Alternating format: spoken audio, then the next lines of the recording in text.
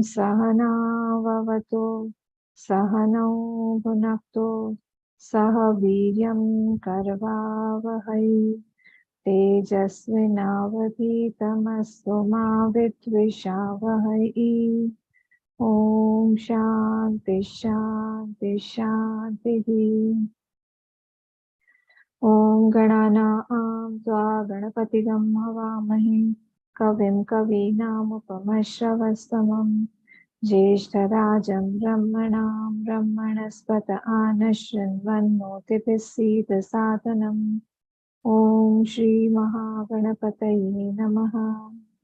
Saraswati Namastubhyam Varade Kamarupini Vidyarambham Karishyami Siddhe Bhavatu Me Sada.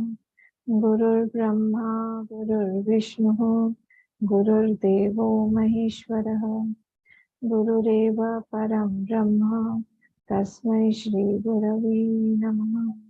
Sadashiva Samarambham Shankaracharya Madhyamam Asmadacharya Paryantam Vande Guru Paramparam Shruti Smriti Purananam Alayam Karunalayam Namami Bhagavat Pada Shankaram Loka Shankaram Samasta Jana Kalyanim Niratam Karunamayam Namami Chinmayam Devam Sadgurum Brahma Vidvaram Sadgurum Brahma Vidvaram Vasudevendra Yogindram Natva Jnanapratam Gurum Mumukshunam Hitarthaya Tattva Bodho Vidhiyate Tattva Bodho Vidhiyate.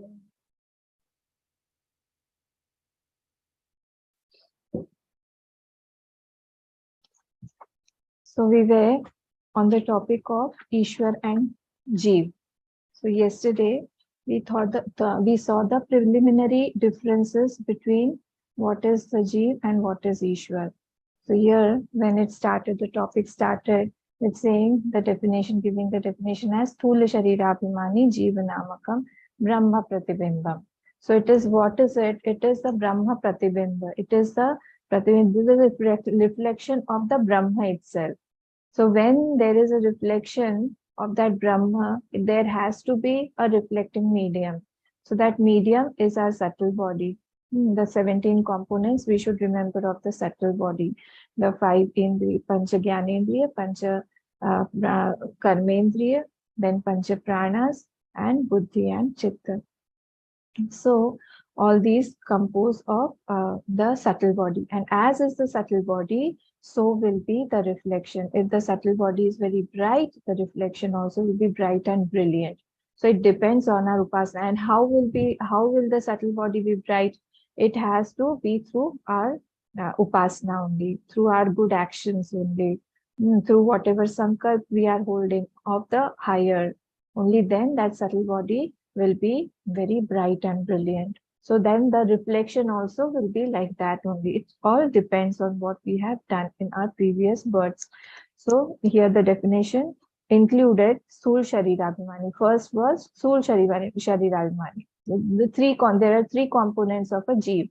First one is, and Sthul Sharirabhimani means Sthul also includes the subtle body and the causal body as well. It does not mean only the gross body. Gross body cannot be alone. It has to have the support of the subtle body also and the causal body also. Otherwise, it can't express. So if the gross body is expressing, there has to be the subtle body and the causal body also. And then the second point was Brahma Pratibhimbam. It is a reflection of that Brahma alone. The Brahma is only getting reflected. And the third point that we had seen was Avidya Upadhi San. Here we had also seen what does Upadhi mean yesterday. So Upadhi was defined as Anyatha Prakashana Rupe Prayojaka. There is some proximity between two objects. And then there is a third, there's a reflection of, due to that proximity, the object appears to be something different. Appears to be. It is not that it has changed itself, but it appears to be something different. Please go through yesterday's class, whoever were not present, then you'll get the upadhi meaning very easily. Upadhi is not equal to adjective, visheshan. When we say that the red color, the blue lotus, the blueness of the lotus cannot be removed. So it is the adjective of the lotus. But here upadhi means what? Upadhi means, like we say chairperson. Yesterday I had given two examples, chairperson, or we say the crystal and the hibiscus flower, the red flower. So when these both are there, they have their own separate entity also, separate existence also. They are there without each other also. But the blue lotus cannot exist without each other. So that's an adjective there. But here, when we say that it is a upadhi, that means that they are coming together. And when they come together, due to that proximity, one object appears as something else. So similarly here, like yesterday, I had given you the example of Atma and the Sthul Sharir or the Super. How it happens when they come together, both of them are giving their characteristics, each other's characteristics to each other. One will give its sentiency to the other will give its shape to the other. The Atma does not have any shape, the Brahma does not have any shape, but this gross body has a shape. So they interchange their qualities, they interchange their guna, and then one separate entity comes out called a Jeev. The Atma does not have a shape, it does not have a gender, it does not have color, it does not have nationality, it does not belong to any caste or creed, anything. But as soon as it identifies to the gross body, to the subtle body, then it has got a shape, it has got a name. Everything then comes into being. So here, and sentiency is not there in the gross body. So but it appears as if it is sentient. So the sentiency is being taken from that Brahma or the Atma. So here, because of that upadhi thing, because it is an upadhi, Atma has not changed itself. Atma has not taken the shape. Otherwise, that shape won't go. If the Atma takes the shape of something, or suppose the Atma has become a plant, or the Atma has become a fish, suppose, or the Atma has become an elephant, suppose, then that Atma will never leave that shape. But Atma leaves that shape. When we talk about the thoughts, how does the thought process take place? How am I speaking? I'm looking at something, I'm speaking. I'm thinking of something, I'm speaking. I'm looking at you all, I'm speaking. So one object is coming in my mind, and then I leave that object and take some other object. It's not that one object is stuck in my mind. If my mind keeps that object, then it won't be able to take other objects. So this is the process of vritti vyapti. This is how the knowledge takes place. This topic we have taken many times. So unless the mind leaves that object, it won't be able to take another object. That means what? That a mind does not have a shape of its own. It's not taking. So the cause of the mind being the Atma, how can it have a shape? So the Atma is being a traveler. It is traveling. The body which it identifies to, it takes that shape. This is called the Upadhi. So where is that Upadhi? When we say that the Upadhi is not real, means the shape is not real. That means it is lying in our mind, lying in the eyes of the perceiver, mind of the perceiver.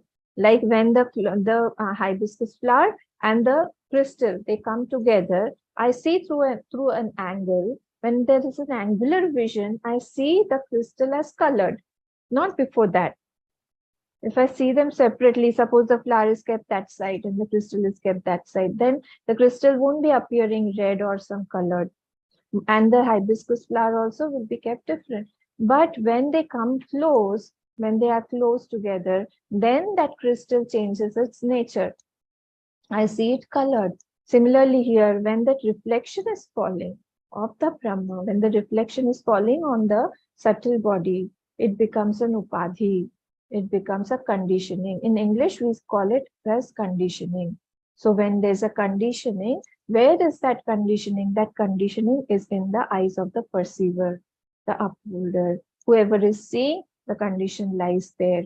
So anyatha prakasha rupe prayojaka, anyatha darshan is taking place. We are seeing as if it is becoming something else. So what does this upadhi do? Upadhi changes the nature of something in the eyes of the perceiver. Actually, it is not there. It's not real. Upadhi is not real. That is why it is called upadhi. Otherwise, it would have become adjective. This is the difference between upadhi and adjective. So whenever we are calling something an upadhi, it is not real. Actually, it is in the mind of the perceiver. So whenever we are looking at a jeev, the jeev is identified to so many things. It is identified to its gross body. It is identified to the subtle body. Subtle body meaning its mind, its notions, its various, then causal body has various sanskars. I feel like doing something this way only. Or I don't like that person, I like this person. All these things are my culture is this, my culture is not that. We have Indian culture, we are belonging to India. All these things are ingrained in us. All these are upadhis. The Atma does not have any notion. Atma is beyond notions. Atma is beyond sanskars. Atma is beyond thoughts. So that thing, our mind should go to that principle that Atma cannot have an upadhi. So here also, when we are equating the Jeev with the Ishwar, when we are equating Jeev with the Ishwar, the condition is that we have to take out both their conditionings. We cannot equate them. We cannot equate them along with their conditionings. If we do that, there will be a lot of disaster. A Jeev cannot be equal to Ishwar. And other philosophers, the philosophers of other philosophies, they call Vedantis that you call yourself as Ishwar. We never can do that mistake. We cannot, we never call us Ishwar. We never call any person as Ishwar. When we drop the conditionings of both of them, the Jeev and the Ishwar, then we say that there is an Aikya, there is oneness of the Jeev and the Ishwar, not with the conditioning. If a Jeev, yesterday we saw that if a Jeev is identified to a body, till he is identified to something small, he will require the help of something, support of something big in his life. He cannot go all alone. He is very weak. He does not have full knowledge. His faith dwindles at times. He will need support to go ahead. Even his knowledge, even his faith, everything. He will need support for everything. His upasana, he cannot do anything. We don't know about our body only fully. One sneeze we cannot control. One sleep we cannot control. We don't have anything in our control. So till we are identified to something small, we will need something big in our life who will support us, who will give us that strength, who will give us that knowledge, who will give us that support, who will instill faith in our minds. So we will need that thing. Okay, so till here we had seen yesterday that with this upadhi, avidya upadhi, there are two categories. One is of the Jeev and the other is of the Ishwar. So when that the same Atma, when getting reflected in the small, in the sthul sharir, sukshma sharir of the individual, sukshma sharir and the causal body, the current sharir of the individual, it becomes a Jeev. When it is getting identified to the macrocosm, then it becomes Ishwar. A macrocosm also has all the three bodies, the Sthul, which is called Virat, Vishu, and all those things. So the Virat, when it is identifying Hiranyagarbhan, it is identifying, or Ishwar, it is identifying. It is all macrocosm. So when it is identifying to the macrocosm, it becomes Ishwar. There is the upadhi of Maya. And here is the upadhi of avidya. With the help of avidya, we become the Jeev. And with the help of Maya, he becomes Ishwar. Avidya controls the Jeev. These are small, small differences. Avidya controls the Jeev. But Maya is under the control of Ishwar. Maya cannot control the Ishwar. Ishwar is the wielder of, controller of Maya. Now, Maya cannot have its control over Ishwar. So these are the differences. It was said, avidyopadhi san atma jeev ityuchate. Look into your books where we are on the paragraph of, in my book, it is page number 85. It must be, I don't know, your books, it must be something different because the year of publication is different in all of us. So, avidyopadhi san atma jeev ityuchate, with the conditioning of that ignorance. Avidya means ignorance. Ignorance that Atma only is called now Jeev. So we have to, it is about whom is it being talked about? It is being spoken about us only. It's not that some other, something about some other object they are speaking, or Brahma is somewhere else, Atma is somewhere else. All these things are about us. The same Atma, we are the same Atma. When we get identified to the small, then our fall starts, our downfall starts in this way. So who's the culprit? The culprit is the avidya, the ignorance. And maya upadhi san ishwaret yuchate. And with the maya upadhi, remember the word upadhi, okay? The upadhi word is important. Upadhi is in our mind. Upadhi can be removed. Upadhi is not real. If it was real, it wouldn't have gone. So because it is not real, that is why it can be gone. Evam upadhi bheda jeev ishwar bheda drishti yavat paryantam drishtati tavat paryantam janma. This is very important. Tavat paryantam. Tavat paryantam matlab, yeah, what's the meaning of tavat paryantam? Meaning till. Till when? Till yavat paryantam. Till this upadhi bhed is there in our mind, the sense of discrimination is in our mind, that I am this jeev, I am this body, I am male or I am female, I belong to this country, I belong to this state. Till these differences are there in the mind, till then, tavat paryantam, janma, marnadi, sansara, rupa, sansara, na nivartate. So definition of sansara is what? Adjective has been given, janma and marnadi rupa. So in between the janma and maran, you can add all the suffixes, prefixes, whatever you want. Between the Janma and Maran, there are so many sorrows, there are so many bereavements, there are so many small happinesses, there are so many other things that elevate you sometimes and give you some boost, or sometimes it will give you enthusiasm, cheer, whatever. Up and down, up and down, up and down. This is called sansar. Sansar is not stable. Sansar, Jeev is a hopping identity. It hops from one identity to the other. It's not stable anytime. In the morning, it had some thought, again it will go away. Again, some other thought will come, again it will go away. So with each thought, we are identifying, and as if we are becoming that thought. This is called identification. This is called the upadhi, because I am as if becoming that thing. This is Janma Marnadi Rupa Samsara. Sometimes I feel I'm so busy, I don't have time at all. Sometimes I feel I'm so relaxed, I can have the full day. Today is Sunday, I can relax a bit. Otherwise, some other day, we are very, very busy. We have to go out. Sometimes we are tense, sometimes we are worried. All these things come into this sansar, Janma Maranadi Rupa Sansara.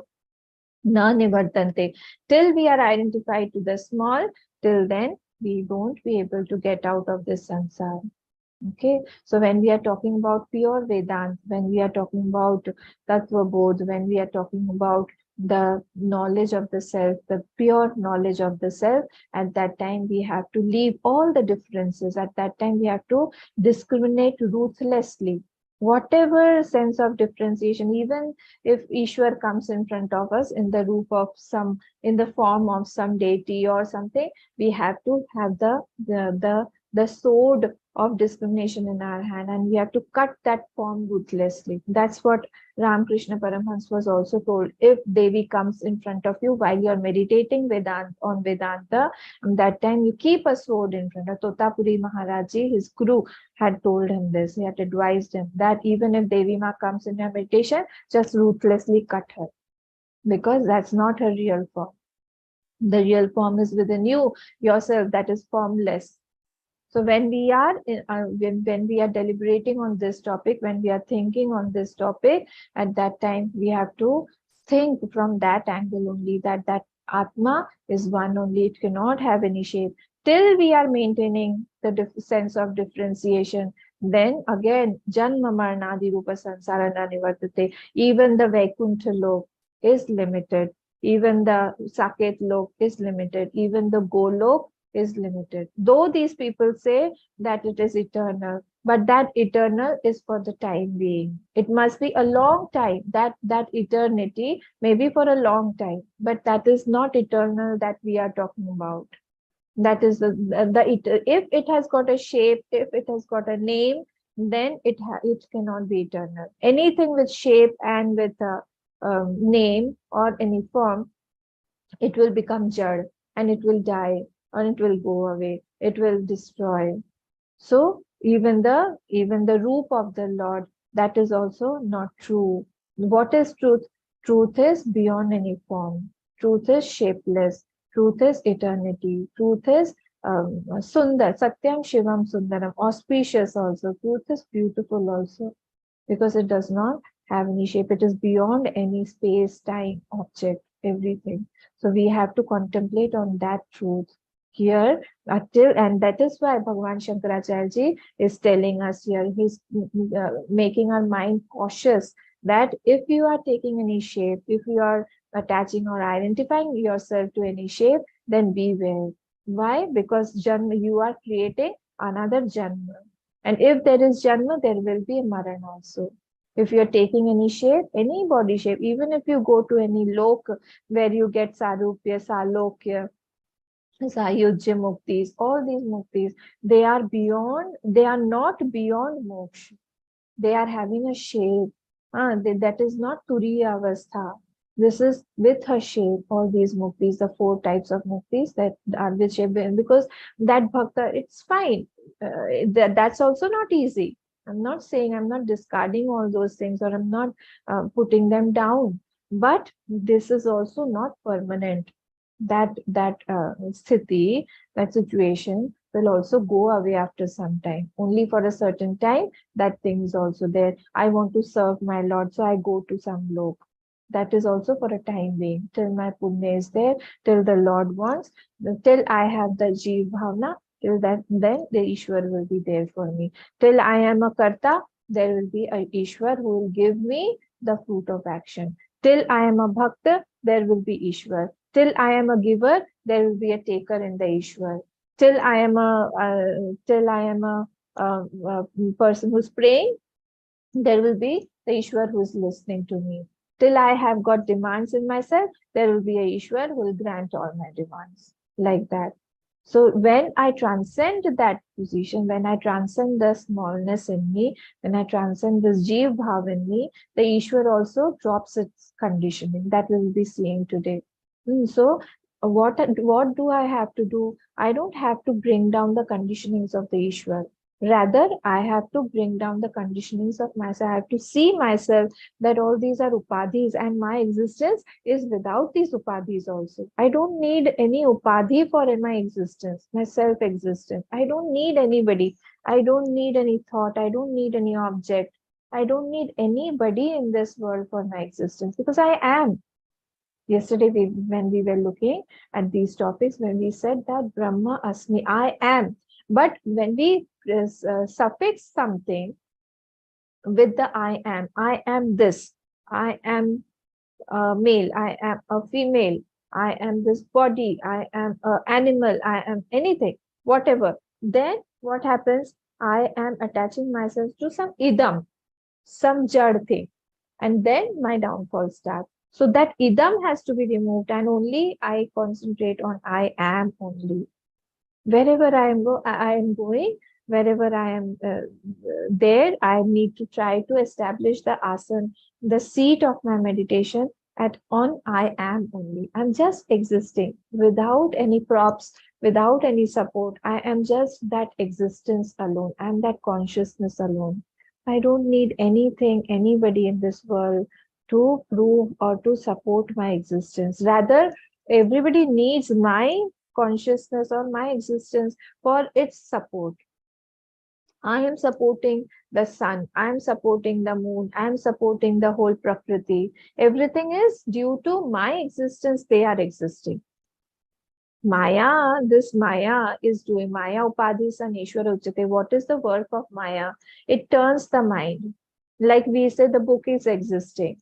So the book becomes important and the existence becomes small or unimportant, secondary.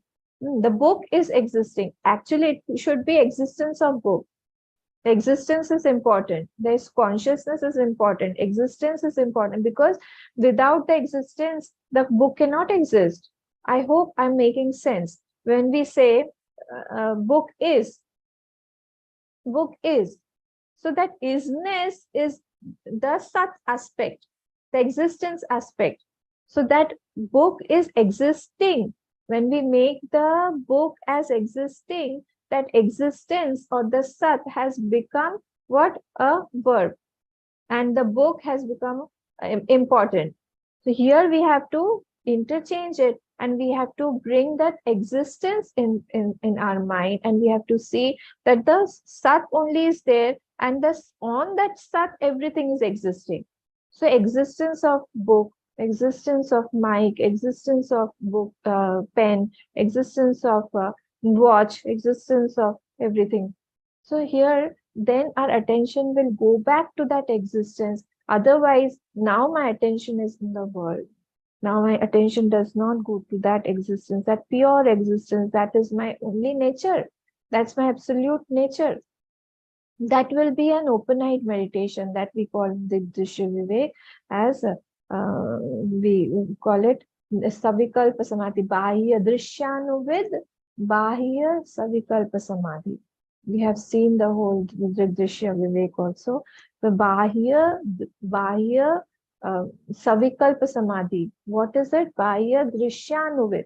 Through the Drishya, through the scenes outside, my attention is not going to the tree that I am seeing, but the existence behind the tree, that it is the existence only that is seen in the form of a tree. The existence is seen in the form of a bird. The existence is seen in the form of a building. The existence is seen in so many forms.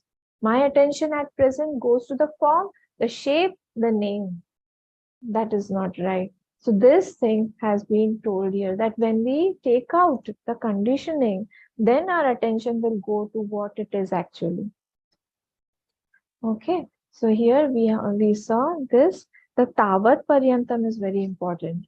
Tavat Paryantam means till then, till we have this identification with the small, then till then our liberation is not possible.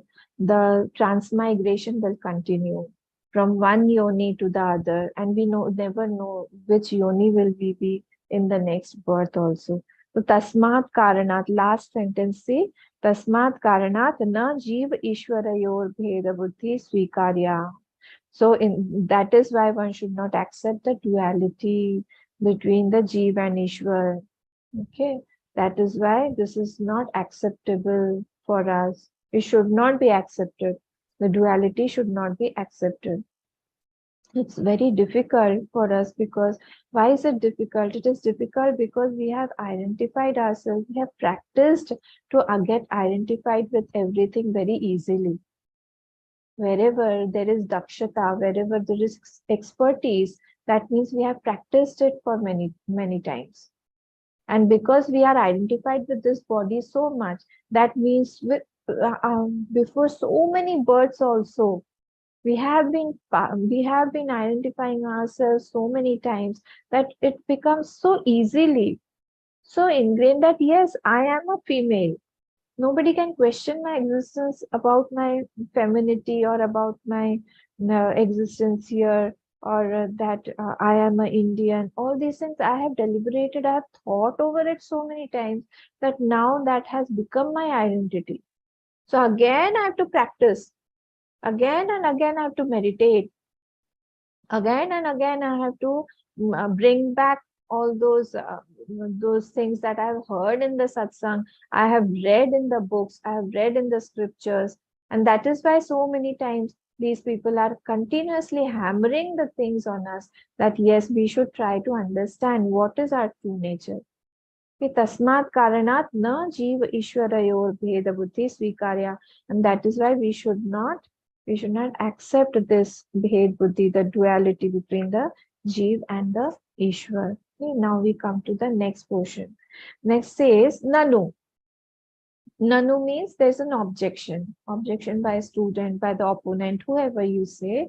Nanu. Sahankarasya, the student is saying, I have an objection because how can they both be equal? How can Jeev and how can Ishwar be one? How can you equate them? Why? Sahankarasya. The Jeev, he's saying that he is along with Ahankar. Hmm. Along with Ahankar. Kinchit Gyasya. Kinchit Gyasya means what? He knows very little. He is a small Jeev. But Ishwar is what? Nirahankarasya Sarvajnasya Ishwarasya. But that Ishwar is how he does not have any Ahankar. He does not have any ahankar. He can become a butter thief also. He can run away from the battlefield also.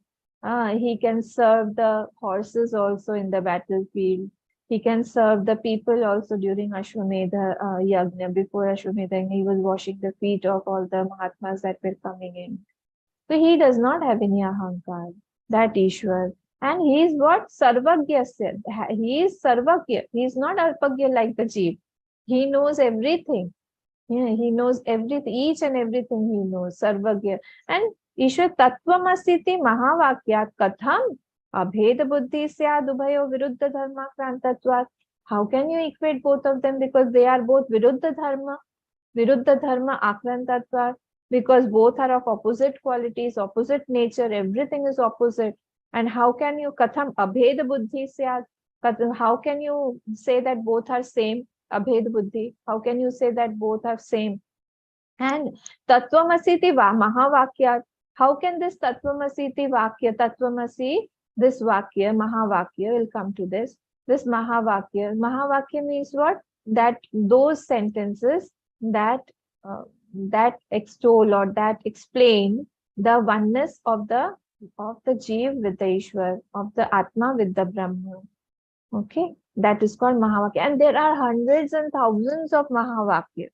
But 4 Mahavakyas are important and they are taken from 4 Vedas. And that is why we say that we study the 4 Mahavakyas. But there are numerous, there are hundreds of Mahavakyas. We cannot count them also. Even in shlokas from Gita also there are so many Mahavakyas written there.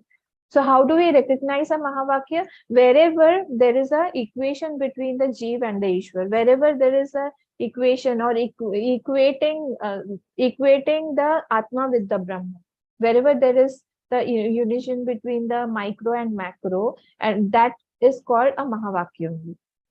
That both are they are indicating that these are not 2, but they are only 1. So this is called Mahavakya. So the question here is that this can be our question also, that how can these both be one and the same? So Ahankar means what? One who has experiences, one who is experiencing the limitations. Sahankarasya, one who is experiencing the limitations. He's more conscious of what he does not have, what he is getting, what will not be getting. Like I am old, or I will have this thing, or I won't have this thing, all these things. Okay, so like these things. So I won't be there in the future. I have my birth. I was born. I'll be dying. I have birthday on this day. This is my family. All this is sahankarasya. He is with ahankar. He has this ahankar in him. So feeling of limitation is there. This is called what? Ahankar. Feeling of imagined limitation. That is called ahankar. That's not actual. Okay, that ahankar, that is not the pride that we are talking about.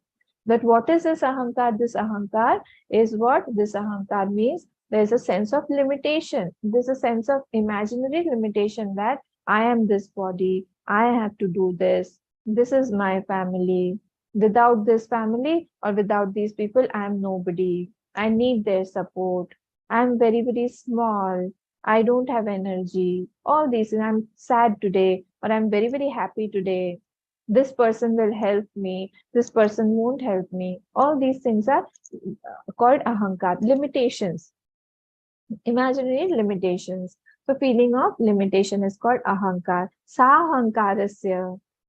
So ahankar means what? Parichinnata. When we call it in Sanskrit, we say parichinnata. Paritaha chinnaha bhavaha. Paritaha means from all the sides. From all the sides, from the angle of body, you see, from the angle of mind, you see, from the angle of all our notions, you see.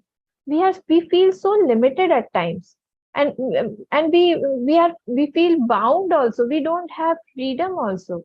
We as if feel there is no choice. We as if we have been put into some situation, as if we have been put into some family, as if we have been put into some work. There's no choice, but I have to accept I've been put into some disease. I've been put into some thought. Now that thought is actually controlling me. I am not controlling that thought. That thought is controlling me. Parita chinnaha. From all the sides, I am limited. All these limiting agents are there. How come? Because that I have become sthul sharirabhiman. Remember those 3 points that the jeev has become a jeev now. Maya Upadhi son, that was Ishwar. This was Avidya Upadhi son. So with the Upadhi of that Ishwar, with the Upadhi of that Avidya, now this Jeev has become very, very limited. He's become very, very small. And he feels that parichinnata. From all the sides, he feels limited. So experience of extreme limitation in I is called that ahankar. Experience of extreme limitation in I am not able to feel the freedom, feel the happiness, feel the anantata. That is my own nature. That is my absolute nature. I'm not in the body, but I'm not able to think about it like that. With very, very small things, I get very affected. I feel very sad. I feel very bound. I don't have that freedom that I should be having. The freedom I experience daily in the sleep, I experience it every day when I am not identified to this body or the mind or the notions, intellect, everything. I have that experience in myself. But that is limited. Again, when I come back into this world, again, I am limited because of this conditioning. So nobody can feel my body is everywhere. I am everywhere because body is limited. I am here in Rukmini Gaon. I cannot be there in downtown. I cannot be there in Delhi, or I cannot be there in Abu Dhabi, or I cannot be there in some other country because I am here in Guwahati now at present. So how can I be there? This is called paritachinna. This is called ahankar. So when a person has more ahankar, what does that mean? He's excluding himself from others. Remember, this is not that pride I'm talking about. This is that identification. Through that identification leads to more and more of limitations around me. Now I am identified to one person. Again, I'll be identified to 2 people. Then my adjuncts will be limiting me more. Suppose I'm identified to my husband or wife. It's fine. Now, after that, okay, I have a husband or a wife, spouse. So I'm attached to my spouse. Now, spouse, I am attaching to, so that will limit me. But then again, if I got 2 children or 3 children, now those 3 children will be again limiting me more. You understand? More are the adjuncts, more are the identifications, more is the limited sense of limitation that is felt inside me. I'll be very, very limited at that time. So imagine our limitation as a jeev, because we are identified to so many things. Even I'm identified to my slippers and my chappals. I can't leave that also. I'm identified to my pen. I'm identified to my food. I'm identified to my bed. I'm identified to my room. Everything I'm identified. So imagine the limitation of that jeev. How much limited he is. And how much limitation he must be feeling. Our Gurudev used to give us the example that my size, the shoe size is 10 number and I am walking with 8 number shoes. How difficult it is to walk the whole day. There's shoe bite continuously. And we are so big. There is no limitation on us. We are unlimited. We are nitya. But we as if identify to one small thing, to one small family, to one small body, to one small work, to one small the situation, and then we become something as per that, and then that is controlling us. This is called upadhi. And imagine when Bhashikar is telling us that yavat paryantam tavat paryantam, till I have this Bhed Buddhi, how can I get over? How can I get over the Janma and Maran? It's so logical. I am identified to something and I feel that I want happiness. How is it possible? I'm getting attached continuously. I'm getting attached continuously. I'm getting identified. Wherever I am going, my mind is not free. Again and again, I went to a new place. Again and again, I got certain good or bad impressions. I have identified. Impression means what? I'm getting identified to some people. He is bad, he is good. That person is very positive for me. That person may be negative for me. All these, I'm creating identification in myself subconsciously, and then I feel that I should be very happy. How can I be happy when I have labeled some situation? When I have labeled some place? When I've labeled some person? And then I want that I will have permanent happiness, or I want happiness forever. It's not possible, because if you label a situation as bad, and then the prarabdha gives you that situation only, you have to be in that situation only, how can you be very, very happy? You can't be. Continuously we have to be aware. This sentence, the last sentence that we read, is very important. तावत् पर्यन्त एवं उपाधि भेदा जीव ईश्वर भेद दृष्टि यावत् पर्यन्तं तिष्ठति, till there is that identification, till then we cannot even imagine in our dreams also that we will be going beyond this janma and maran. It's not possible at all. Even in Panchadashi we are looking at the same topic. Till we cannot leave the Shastriya Dvaita, because it is required for the purification. See, the duality, again, that was the uniqueness of Panchadashi that we were seeing, that there, this Dvaita has been defined as two, Shastriya and Ashastriya. Now, when we are looking at the Shastriya Dvaita also, we cannot leave that. That's very important, because Shastriya Dvaita means what? I am doing upasana of Lord. Now again, we will be having Navratri also. At that time also, I'm doing upasana of Devi. Then people will say, "Arey, why are you doing upasana of Devi? You are a Vedanti and you are seeing difference again." There we have to keep this duality for some time, till I have this knowledge firm in my mind. I'm established in this knowledge that wherever I go, I can see that oneness. Then it is fine. After you see that one thing only, wherever, like Namdev, yesterday I was going through one very beautiful rendition, 1 hour rendition of two people. What was their name? Vinay Varanasi, and another was Shiva Shri. Skanda Prasad. They had given a yatra. The program's name was Yatra, and it was about Namdev. It was 1.5 hours program. Beautiful rendition about the whole life of Namdev, with the Sankirtan, with the stories, etc. So there, when he was sent to his guru, he was sent deliberately to his guru by the Lord only because he was into duality so much. Namdevji, I'm talking about Namdevji. So Namdevji thought, why am I being sent to some guru to learn all these things, to learn Vedanta? I have you, Lord. You are talking to me. He used to feed the Lord directly. Like we feed the Lord, the plate is there like that only, and we have the prasad. His plate used to become empty, not like us. Imagine his devotion. He used to have that sakha bhav in him, friend, like he used to treat him like his friend. And whenever he used to go to him, they both used to chat and talk. Even Rukma Bai also, Rukmini ji also. So he said, why? I don't need any guru. I don't need to learn this Vedanta. He said, no, you have to go. Gyaneshwar took him. And Gyaneshwar said, now you go inside, because there's the guru there inside, and you learn all these things. When he went inside, then again, there are the topic was that mandir, that temple belong to Lord Shiva only.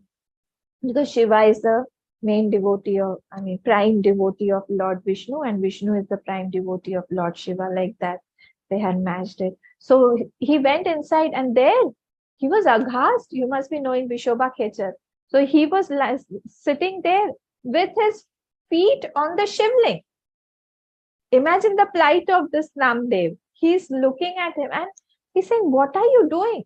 So what happened? He smiled because he was also waiting. So then he smiled. He said, "Okay, put my feet at some other place." So when he started putting his feet other place, there also another shivling came up.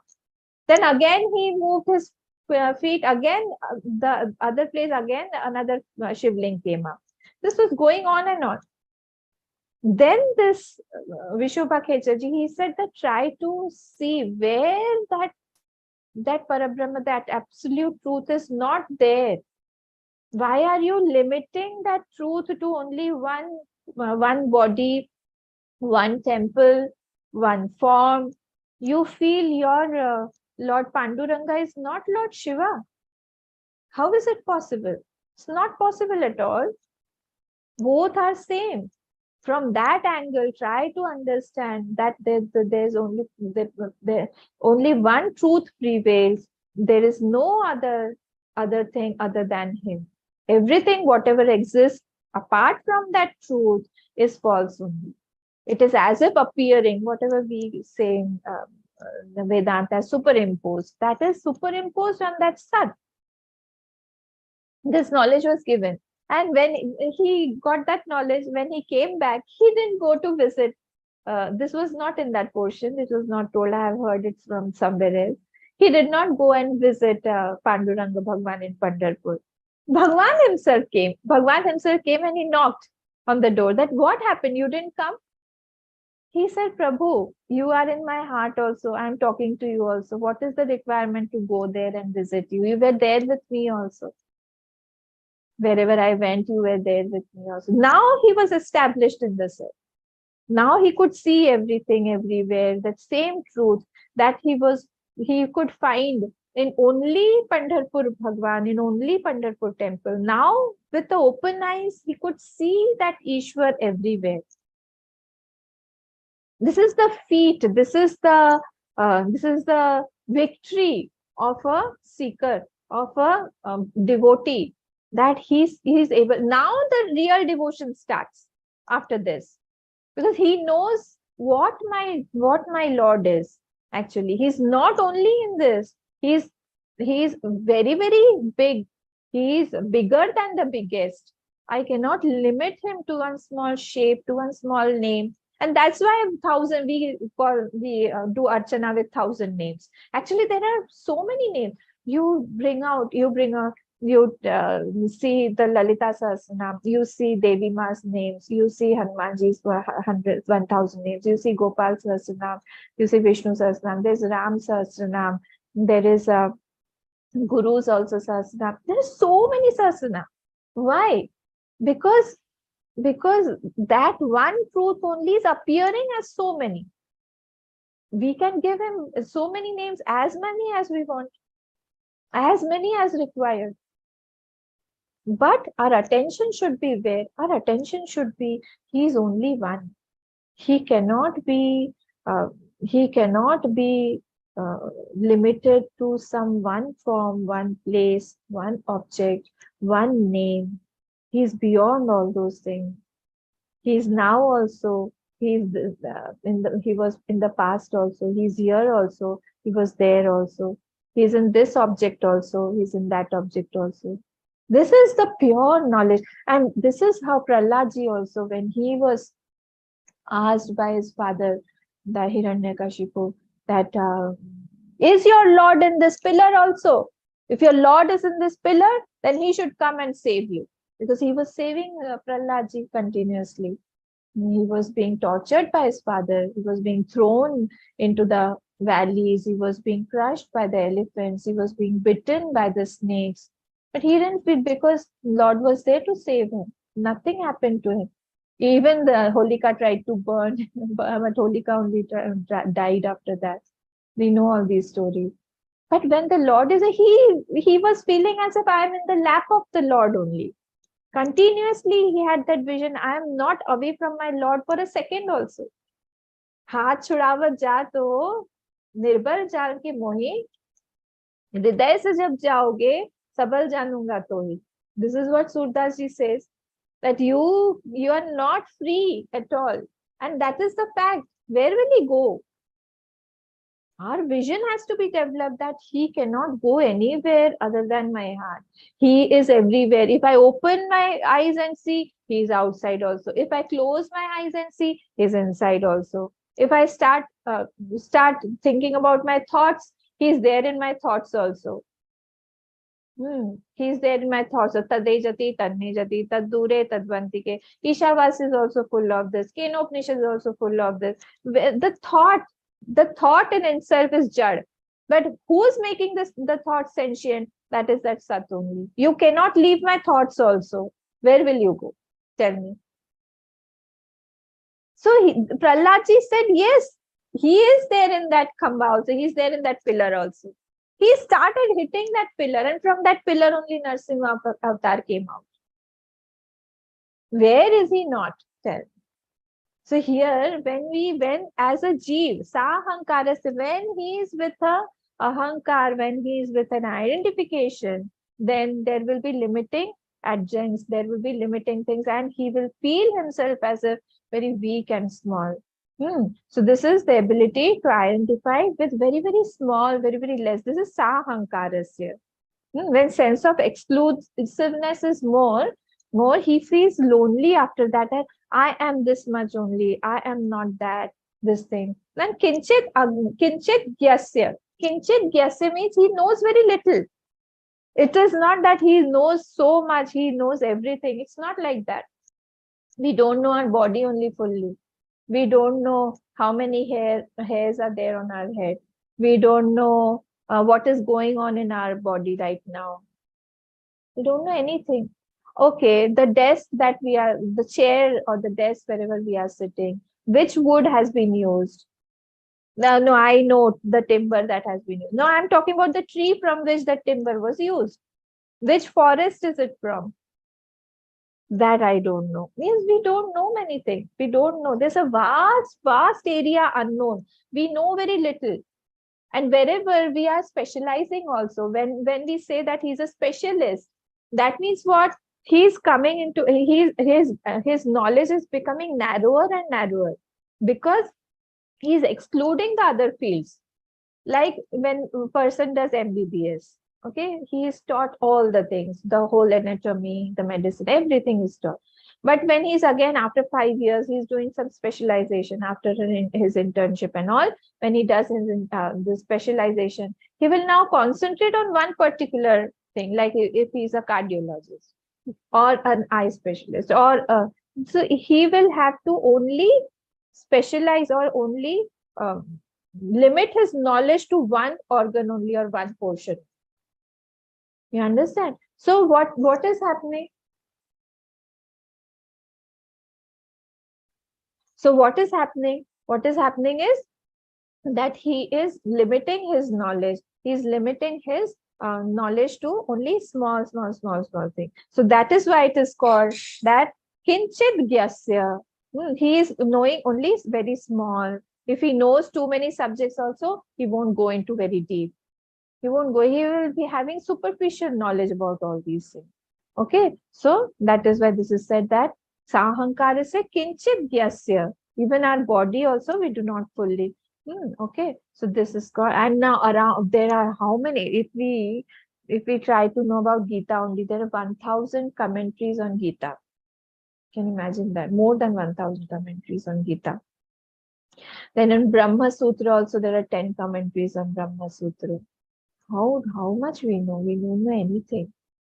So many things are there. Best work of translation also. Very few shlokas have been translated and they are with us. But this Ishwar is what? Nirahankar. So look at the verse. It says Nirahankarasya Sarvagyasya. Ishwar is Nirahankar because he does not have anything, any limiting thing. He sees everything as I. Everything is appearing on him only. So there is no limit and adjunct to him. So as your one part is not abhimani of another part. My hand won't say that I am very, very proud of my hand, this the other hand. Or one eye will not say that I am possessive of my other eye. Hey, other eye should not see that side. Okay, wherever I see this side, only you should see. My one ear will not tell the eyes that okay, when I hear you stop saying. Listen, I become very possessive about you. I will be there every time you start saying. It's not like that. Similarly, that Lord also, he knows everywhere it is me only. I am only expressing. And that is why there is no abhiman. Unchallenged existence is there. This is called unchallenged existence. There's no challenging adjuncts to it. No experience of negligence or difference from other parts. No experience of exclusion. This is called nirahankarita. Okay, so Ishwar never experiences neglect or never experiences any hurt or never experiences something small or I have. That is why his name is Achyut.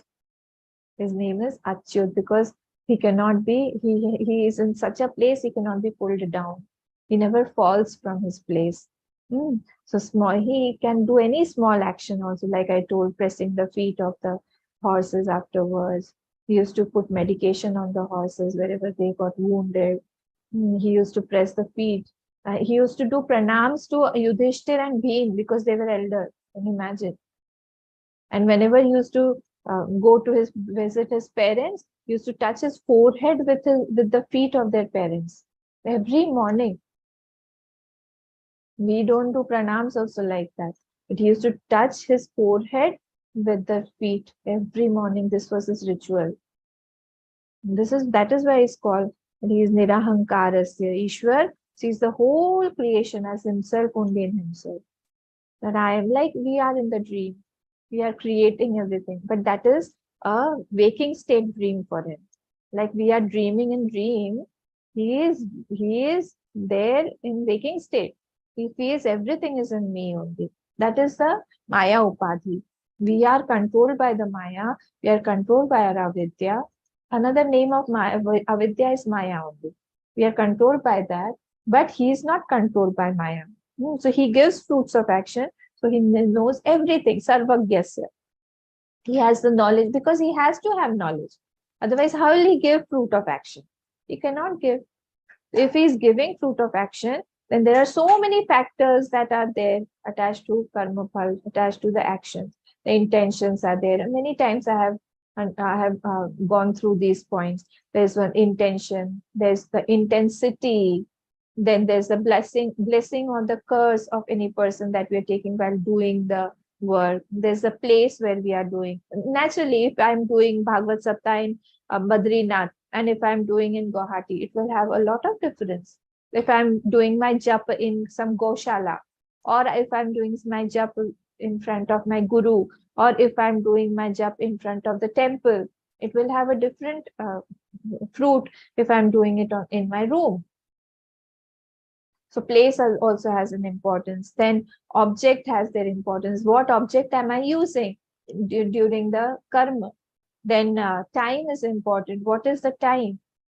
That's auspicious time or that's not very auspicious. All those also. And how long am I doing that? With how much expertise I'm doing that? So all these factors only Ishwar can know because he is the giver of the fruit. So he has to know all these things. Otherwise, how will he give the fruit as an Ishwar?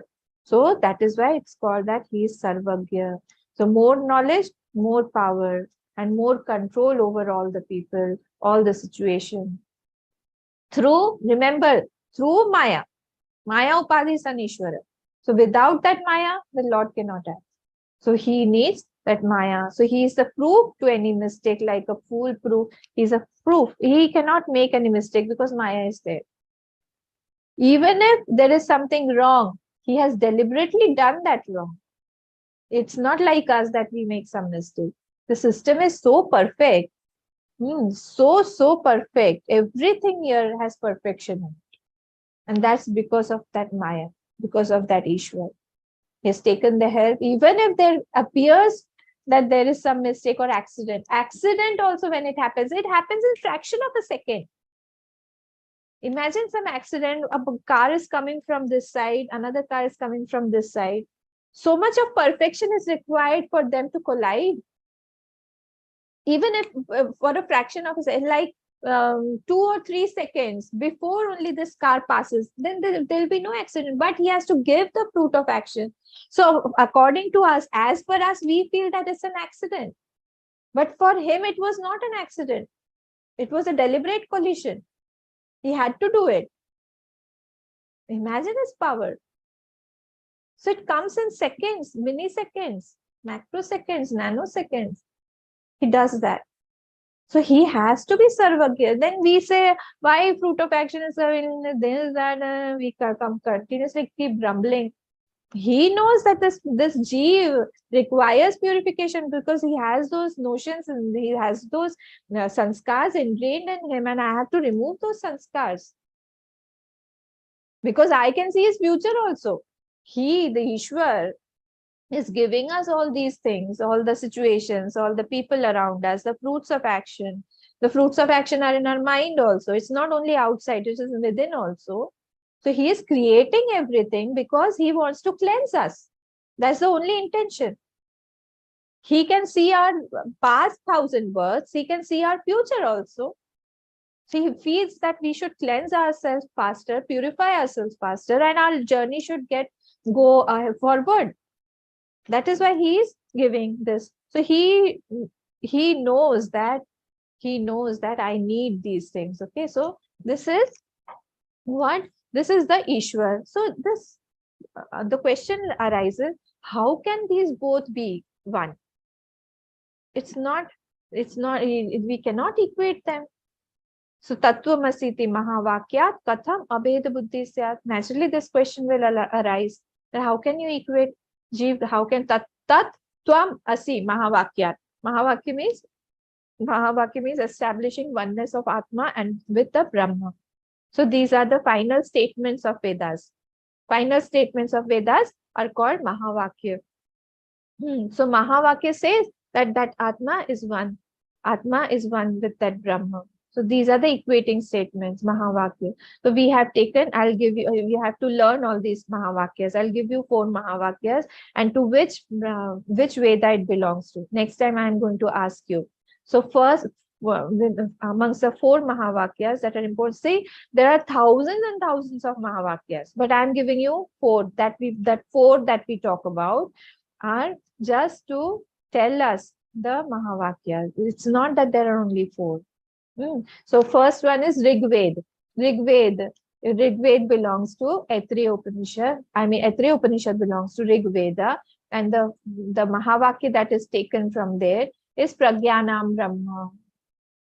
Pragyanam Brahma. Okay. The second one is Aham Brahmasmi. That has been taken from Yajurveda. Yajurveda belongs to Brihadaranya Upanishad. Okay. So Brihadaranya Upanishad belongs to Yajurveda, and that Mahavakya is Aham Brahmasmi. Third one is Tattvamasi. Tattvamasi belongs to Chandogya Upanishad, and Chandogya belongs to Samved. Tattvamasi that has been taken 9 times in Chandogya, chapter 6. Yes, it belongs to Samved. And the last is what? Last is I am Atma Brahma. It is from Atharva Ved Mandukya. It is from Mandukya Atharva Ved. So first one was Pragyanam Brahma from Aitreya Upanishad Rig Ved. Okay. Second one was Aham Brahmasmi from Yajurved. Yajurved, and which Upanishad? Brihadaranya. Then was Tattvamasi from Samved Chandogya. And last one was I am Atma Brahma from Atharva Ved, which Upanishad? Mandukya. Okay, so here we end this class because it's already 9 now, but you have to learn this. Okay, this is very important, all these 4 Mahavakyas. What is a Mahavakya? It establishes the oneness with the Brahma and the Atma. Atma's oneness with the Brahma. Okay, so we will see more about this in our next class on Saturday itself. 8 to 9. Okay. Om Purnamadav Purnamidam Purnat Purnamudachyate Purnasya Purnamadaya Purnameva Vashishyate. Om Shanti Shanti Shanti.